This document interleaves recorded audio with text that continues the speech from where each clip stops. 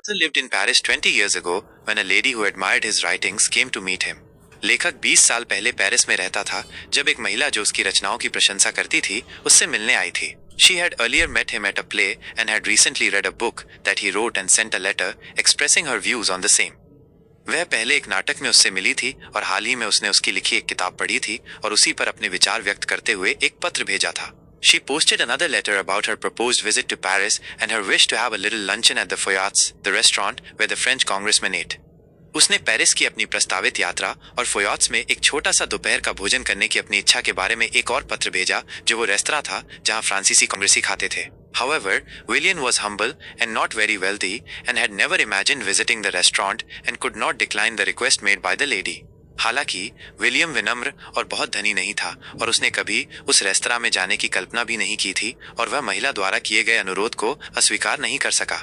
The author had only 80 francs with himself, which was supposed to sustain him till the month end. लेखक के पास केवल 80 Frank थे जो महीने के अंत तक उसे चलाने के लिए थे. He anxiously estimated the cost of the luncheon and thought that it would not cost more than 15 francs and made the decision to cut down coffee from his order to save enough for the next 2 weeks.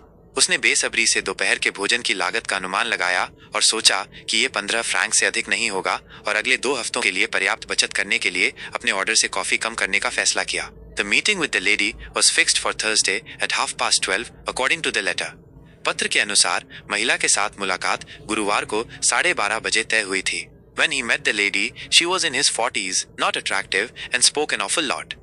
जब वो महिला से मिला तो वो 40 के दशक में थी, आकर्षक नहीं थी और बहुत ज्यादा बोलती थी. She had reassured him that she never ate anything for luncheons. उसने उसे आश्वस्त किया था कि वह दोपहर के भोजन में कभी कुछ नहीं खाती है. However, she ordered salmon and caviar, and William had requested the cheapest possible dish on the menu, the mutton chops. हालांकि उसने सैल्मन और कैवियार का ऑर्डर दिया और विलियम ने मेनू पर सबसे सस्ता संभव व्यंजन मटन चॉप्स का अनुरोध किया था.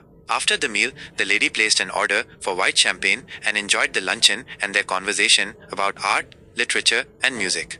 भोजन के बाद महिला ने सफेद शैंपेन का ऑर्डर दिया और दोपहर के भोजन और कला, साहित्य और संगीत के बारे में उनकी बातचीत का आनंद लिया. At the same time, William was deeply anxious about the amount of the bill, which was higher than he anticipated. उसी समय विलियम बिल की राशि के बारे में बहुत चिंतित था जो उसने अनुमान लगाया था उससे कहीं अधिक थी. When the bill for the luncheon arrived, she waved towards the waiter and ordered the most expensive item on the menu, the asparagus. जब दोपहर के भोजन का बिल आया तो उसने वेटर की ओर हाथ हिलाया और मेनू पर सबसे महंगी चीज शतावरी का ऑर्डर दिया. This made William's heart sink and his mouth water, but he had to repress how he felt. इससे विलियम का दिल बैठ गया और उसके मुंह में पानी आ गया लेकिन उसे अपनी भावनाओं को दबाना पड़ा. She went on to add salt to his wound and ordered both ice cream and coffee. उसने उसके घाव पर नमक छिड़कना जारी रखा और आइसक्रीम और कॉफी दोनों का ऑर्डर दिया. This was after she had said that she would not eat anything but a bite. ये तब था जब उसने कहा था कि वो एक कौर के अलावा कुछ नहीं खाएगी. William was contemplating how he would pay the bill or how he could put a pretentious act of his pickpocketing.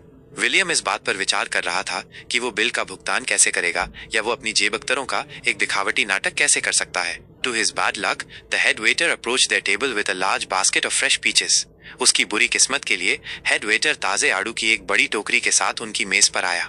She picked up one of those and said that she had just had a snack and must enjoy a peach. उसने उनमें से एक उठाया और कहा कि उसने अभी-अभी एक नाश्ता किया है और उसे एक आड़ू का आनंद लेना चाहिए.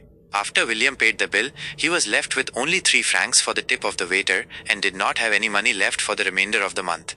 विलियम द्वारा बिल का भुगतान करने के बाद उसके पास वेटर की टिप के लिए केवल 3 फ्रैंक बचे थे और महीने के बाकी दिनों के लिए उसके पास कोई पैसा नहीं बचा था.